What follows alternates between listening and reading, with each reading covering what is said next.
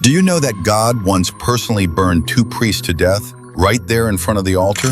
Leviticus 10 records it clearly. The men who died were Nadab and Abihu, the sons of Aaron the high priest. It was Aaron's very first day officially stepping into his role, and a miracle had just happened in the tabernacle. The glory of God came down, the whole people shouted and fell face down, and everyone thought, at this moment, the distance between God and man has finally been brought near.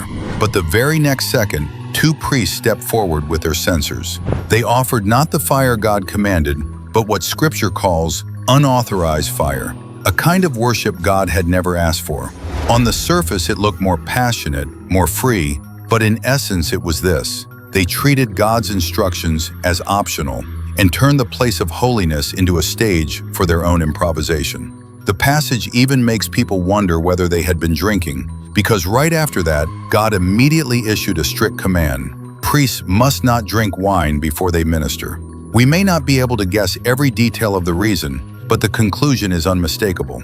When you are standing in the holiest position and still decide to do things your own way, that isn't sincerity, that's irreverence.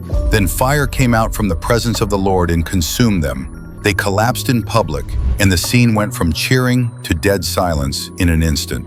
When Moses explained the reason, Aaron couldn't say a single word. That silence landed like a hammer. Being close to God isn't built on emotion and hype alone. It requires reverence and obedience. So this passage isn't saying God hates sincere worship. It's warning us that grace isn't a free pass, and God isn't a gentle background prop you can treat however you want. You can come to Him with confidence, but never treat Him like someone you can casually fool. If you also believe that faith isn't a performance and obedience is respect, drop a comment. I won't be irreverent.